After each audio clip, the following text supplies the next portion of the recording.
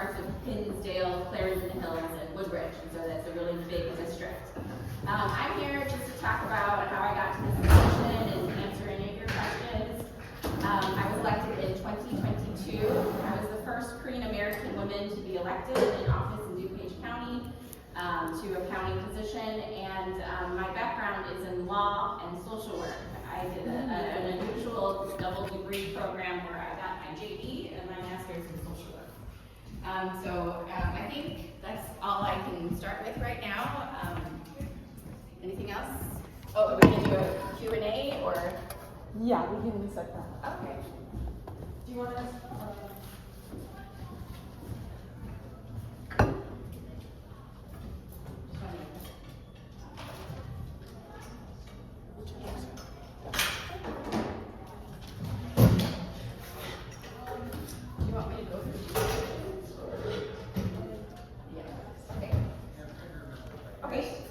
Could you walk us through like a day in your life and what your typical day for your role looks like and what your main responsibilities are? Sure.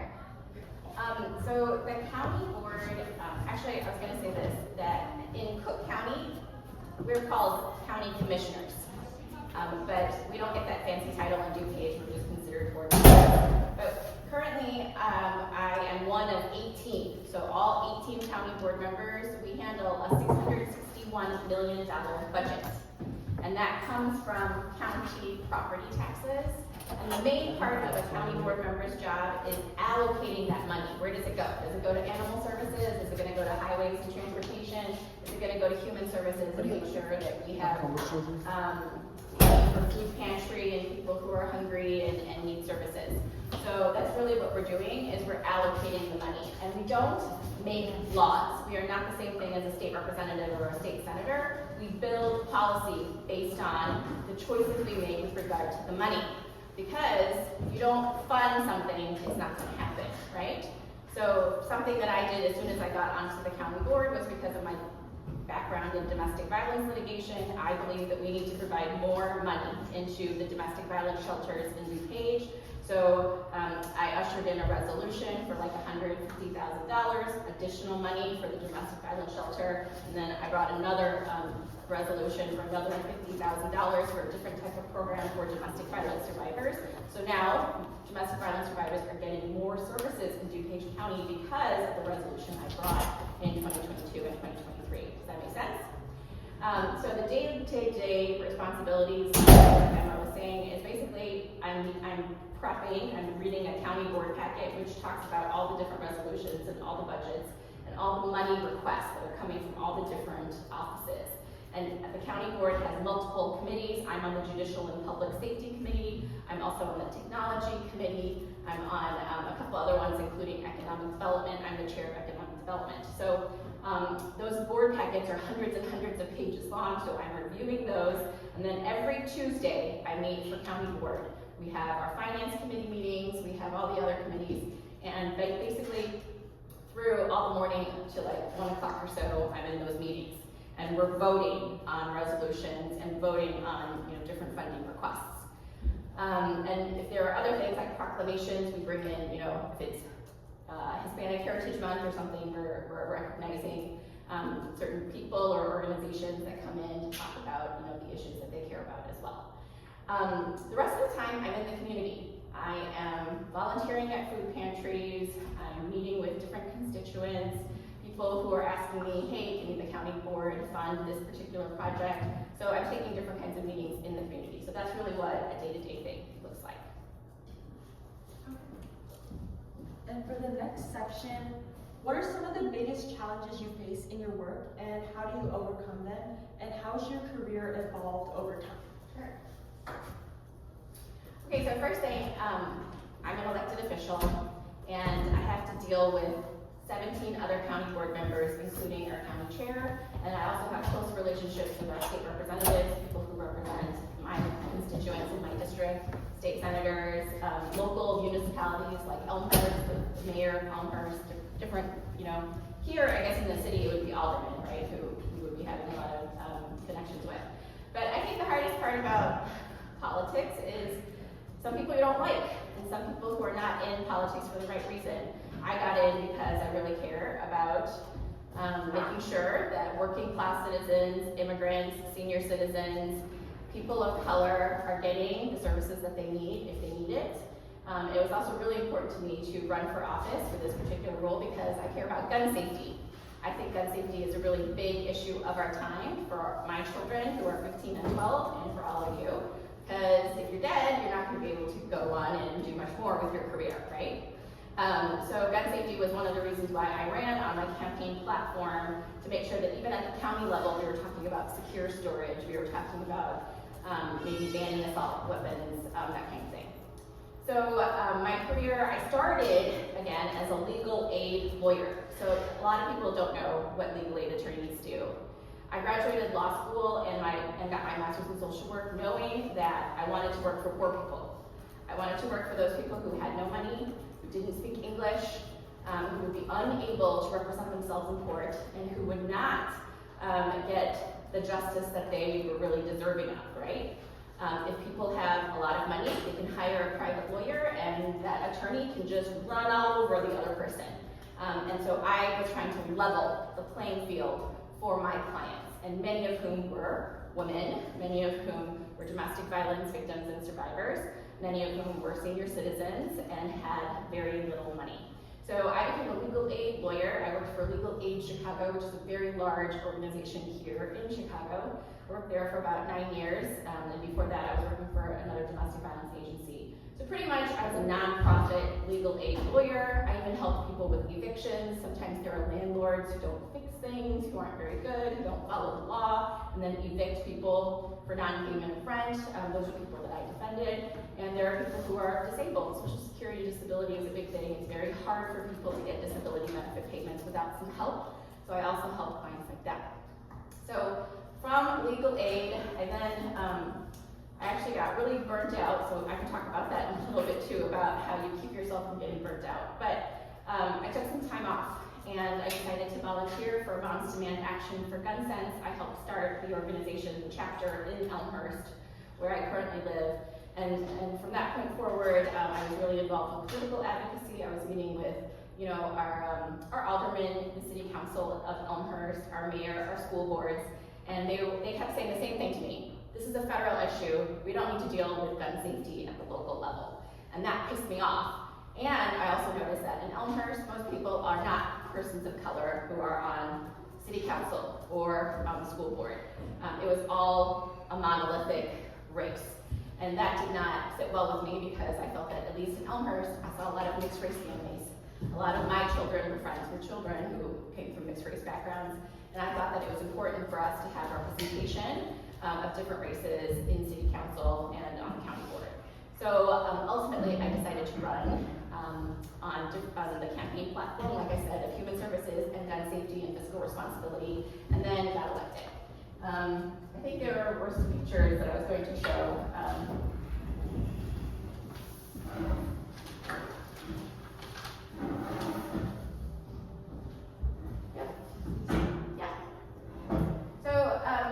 This is just part of my campaign for county board. Yard signs, walk cards, postcards. This is just the start of my political campaign. And then, should I just go down? Yeah, you could use the track out to school.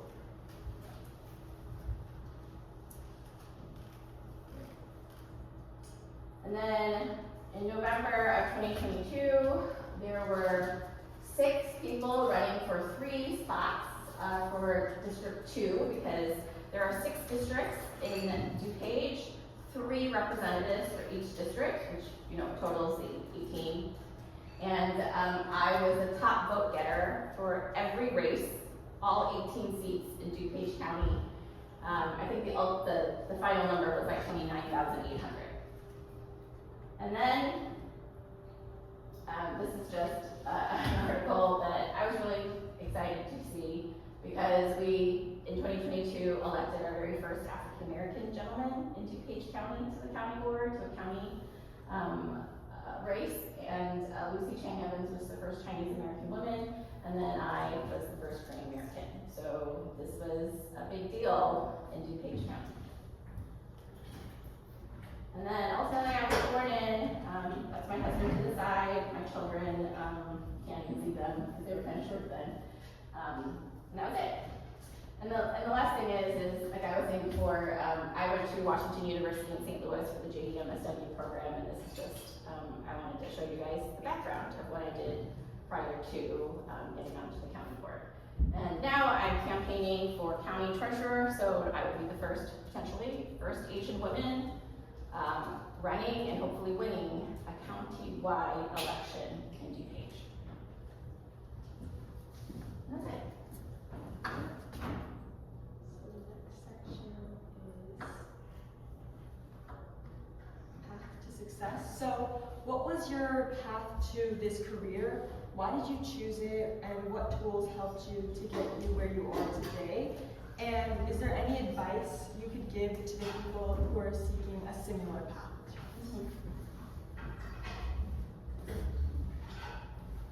So like I mentioned, I had a JD MSW and I was a gun safety advocate, and I already told you the main reason why I decided to run, mainly because I was angry at the local officials. And I believe that we have much more to do at the county level for gun safety and human services and that kind of thing. I really do think that if you are interested in politics, I think real world experience and getting a degree in a field, in education and a field of work that you really are passionate about is the best thing to do. I know people who want to run for office, and I ask them, why do you want to run for office? And they say, well, it looks fun. And they say, I just want to run for office. And I'm like, well, that's not a very effective story, is it? We want people who are excited and passionate about science, and then you maybe get a master's in biology, and then they decide, the things that I can do with biology, and we can move that expertise over to the policy side to decide, hey, we want to make sure that hospitals are funded in a certain way, or we want to pass legislation to make sure that hospitals are treating patients a certain way, that kind of thing. So it can be any field of expertise, but people like to know what you are passionate about, what you care about, and how you can use what you learned, what you are interested in, and then move that over to the policy side, to politics. Also, what tools help me to get to where I am today? So because I was a gun safety advocate and I was a volunteer, we did a lot of grassroots organizing. And what that means is you meet with a small group of people, you spread the word, and then it grows, right? Your organization starts growing. So if we start with 10 people, and then more people start latching onto the message of, yes, we believe that people should be securely storing their weapons, people should be responsible gun owners, people should not have to be worried to go to school or go to church or a shopping market. So more people join, and then before we know it, we now have 100 members. And then we are able to go lobby in Springfield, and then we have 2,000 members. And people are meeting on a regular basis. I was the lead for the Moms Demand Action for Gun Sense chapter for 2 years. And for every month we had a meeting, and I brought in speakers, just like you guys are doing, to talk about gun suicide, talk about domestic violence and how firearms are used to perpetrate domestic violence. And other kinds of speakers. Every month we were talking about a different issue and how we could do certain action items to help prevent gun violence in our communities, in our state, and nationwide. And whether that was contacting all of our congressmen or our U.S. senators, or maybe it was going to our city council meetings and demanding certain things from our city council members. It was a whole bunch of stuff. So I had that experience of grassroots organizing that then helped me. I transferred those skills to the campaign, because the campaign is basically the same thing. You've got a message, people get excited about your message, they come to volunteer for you, and then people are knocking on doors, people are calling on your behalf so that people can come out. And we are able to go lobby in Springfield, and then we have 2,000 members. And people are meeting on a regular basis. I was the lead for the Moms Demand Action for Gun Sense chapter for 2 years. And for every month we had a meeting, and I brought in speakers, just like you guys are doing, to talk about gun suicide, talk about domestic violence and how firearms are used to perpetrate domestic violence. And other kinds of speakers. Every month we were talking about a different issue and how we could do certain action items to help prevent gun violence in our communities, in our state and nationwide. And whether that was contacting all of our congressmen or our U.S. senators, or maybe it was, going to our city council meetings and demanding certain things from our city council members. It was a whole bunch of stuff. So I had that experience of grassroots organizing that then helped me. I transferred those skills to the campaign, because campaign is basically the same thing. You've got a message, people get excited about your message, they come to volunteer for you, and then people are knocking on doors, people are calling on your behalf so that people can come out and vote on election day. So I think the other thing that I would recommend is volunteer. Volunteer for organizations that you care about. Volunteer for community-based organizations that are in the community doing really good things, who know the community very, very well, and then you become familiar with the community and what the needs are. So next section is advice, but more like kind of on looking into the field of politics. Looking at how our current state of our nation is, how do you think the field of politics is going to change? And that's kind of the main question. So, in politics, there's a shift to younger generations. We are really looking for younger people to come in and play a part, play a role in the messaging, in the strategy, in order to win office for a particular candidate or a particular action group or interest group. And as you guys know, our current president, he's in his 80s. Our prior president was also in his 80s. The current treasurer that I am running against, she's 84 and she'll be 85 at the time of the election. And I'm not being ageist. I just think that it's time for younger candidates to come forth, because your perspective is different, and I think it's important to be innovative and to modernize whatever office you decide to step into, and to really think outside the box. The other thing that I've noticed is that you guys this is the digital age, right? You guys are using technology, it's at your fingertips. You guys are very, very well used to it, and the older generations are not. It's something that we struggle with. People can barely figure out what ChatGPT does, right? So I think it's very exciting that you guys are here and maybe would be interested in politics or policy in the future, because we need you.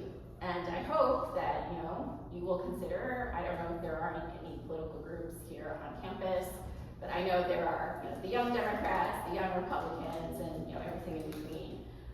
So please consider organizing and helping out and volunteering for those organizations. Okay, thank you so much. Our last section will be a Q&A. So anybody who has a question, feel free to raise your hand, and Miss Yu. Sure. Oh, that's fine.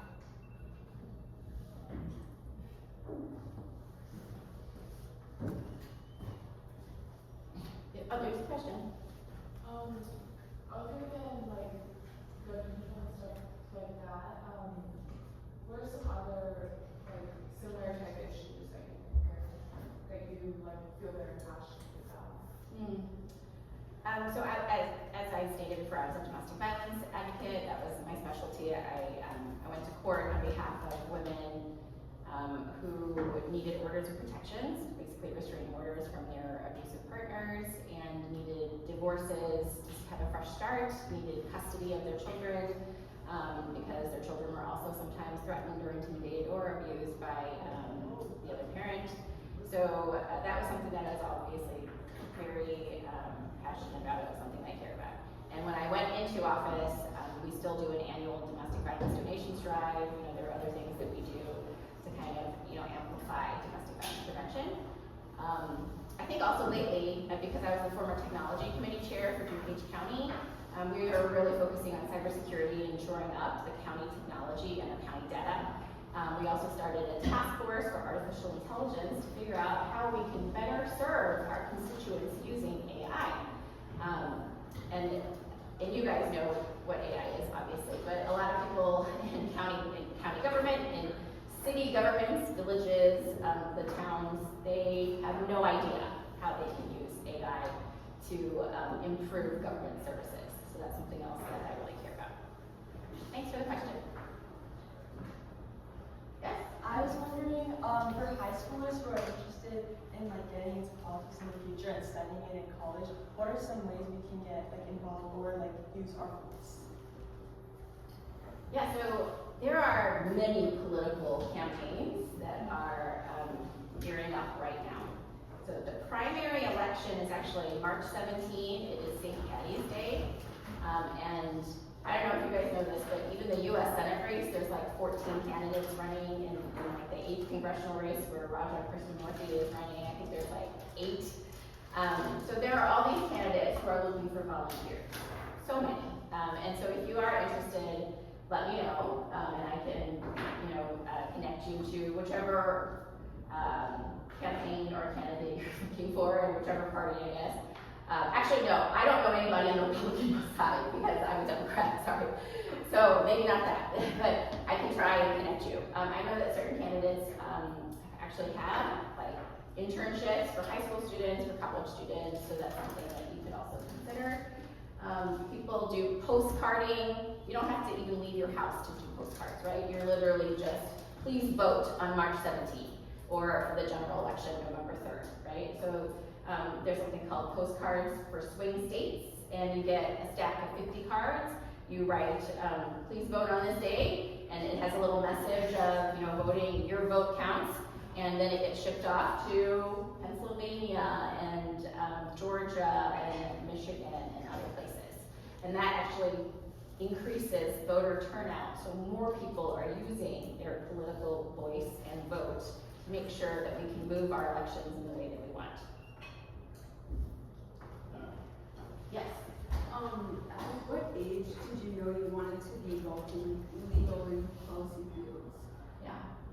So I went to an all-women's college called Wellesley, and I was a psychology major, and I did domestic violence research, and I totally thought I was going to be a counselor. I was on the path to become a counselor, and then I was doing domestic violence research for a fellowship, and I got really depressed.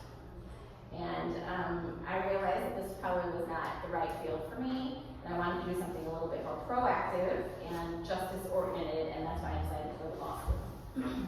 I was one of the few students who decided to go to law school very late in the game. My senior year, I decided, and everybody else was pre-law, pre-med, the first year of school and stuff.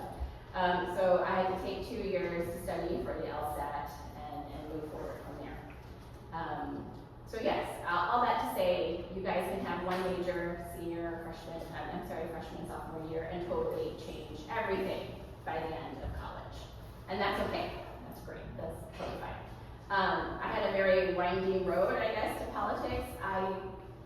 5 years ago, if you had told me I was going to run for office and win, I would have told you that you need to go to the hospital and get some mental health treatment, because I didn't know I was going to go into politics. I was actually really shy, and I'm still very introverted. And the only reason why I run is because I think that a person who has my background and my face, the way I look, and the things I care about, that is more unusual in DuPage County. And so I think, again, each of you guys have your own backgrounds and your own passions, and I want you to channel that into what you're going to do, and if you decide to go into politics, then all the better. Yes, Emma? My question is related to elections. What do you think are the most effective things you've implemented in your elections, and how do you think it can be implemented to people who are running for school positions? School positions. Okay. Well, so I'm not sure what is effective for a school race. But here's what I did.